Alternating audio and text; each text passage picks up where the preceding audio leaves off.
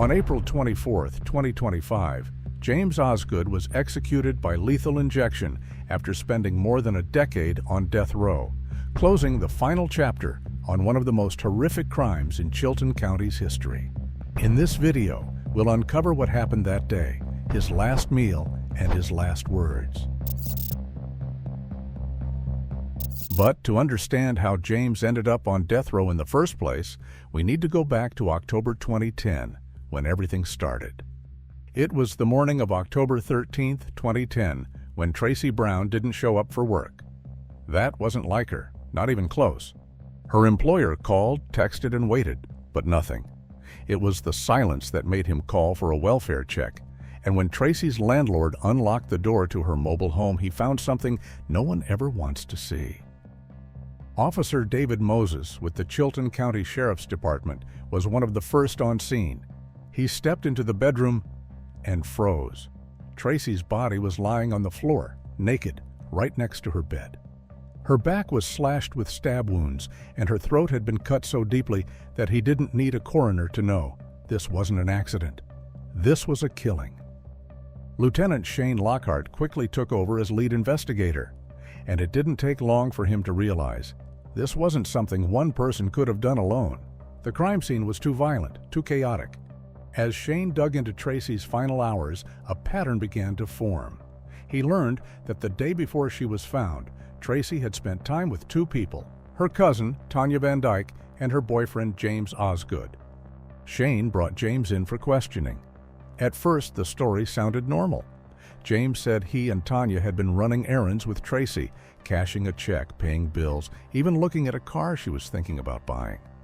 Several witnesses backed that up and everything seemed fine. But then Shane asked James if there had ever been anything sexual between him and Tracy. James hesitated, denying it at first, but then he shifted. He admitted that the three of them, James, Tanya, and Tracy, had sex that day. He said it started with oral sex, then escalated. James told the detective that he and Tanya agreed to lie about it afterward because Tanya and Tracy were cousins.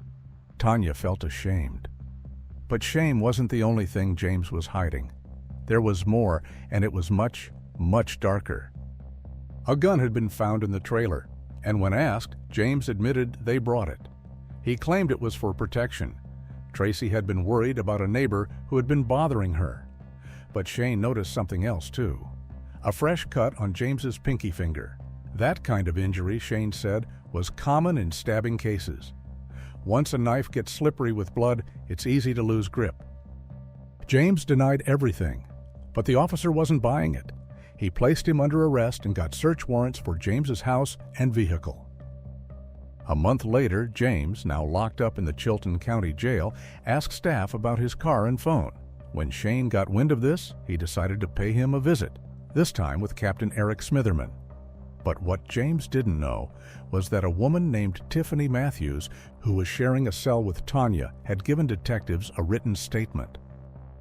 In it, Tiffany said Tanya confessed to the killing. She gave graphic details only someone involved could know, and Lieutenant Shane brought that statement to the jail.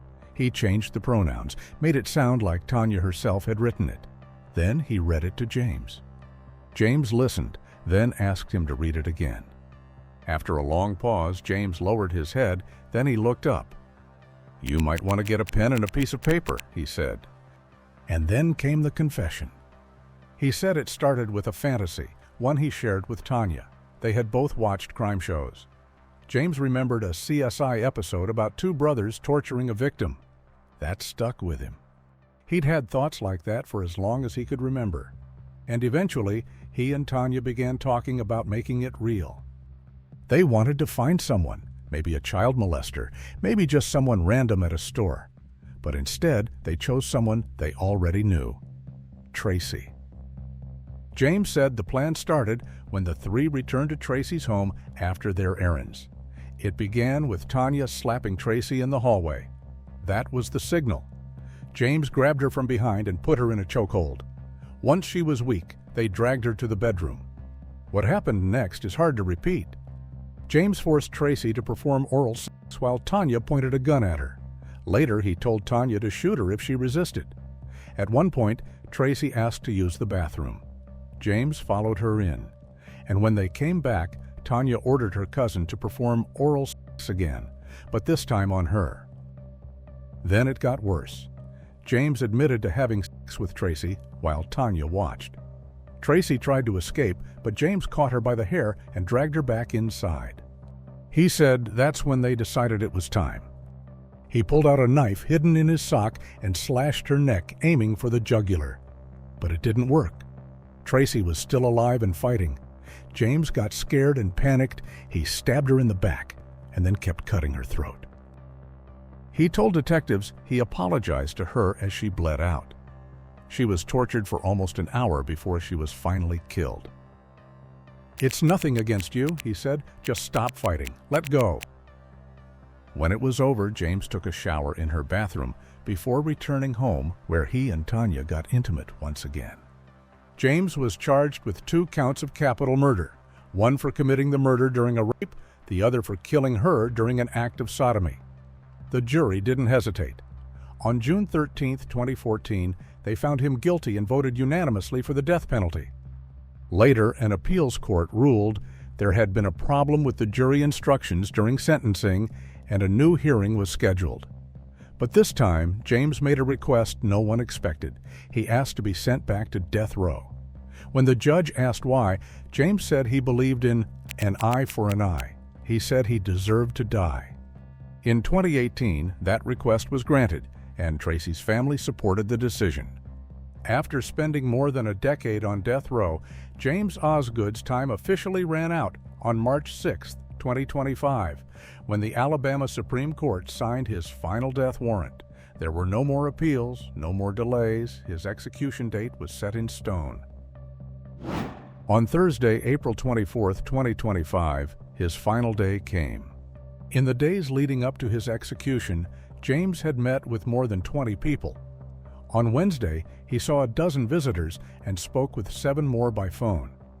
The next day, hours before his death, he met with 11 people, including his daughter, his sister, other family members, friends, and his attorney. He ate breakfast and snacks, but refused lunch. For his final meal, he requested pizza. At 6:09 p.m., the curtain to the execution viewing room opened. James was already strapped to the gurney. At 6:11, he spoke his final words. For over 10 years, he had avoided saying her name, out of guilt, out of shame. He felt he didn't have the right to, but he now felt disrespectful not to name her. In his last moments, he said it aloud for the first time in all these years. "I have not said her name since that day because I felt I didn't have the right to," James admitted. "Tracy, I apologize." Then he turned to the people watching, his loved ones, and offered them quiet gestures. At 6:12, he sat upright and made hand signs, 143, code for "I love you." At 6:15, he laid his head down. He took slow, deep breaths as the drugs entered his system. And just moments later, a guard performed the routine consciousness check, calling his name, pinching his arm, flicking his eyelid. James did not respond.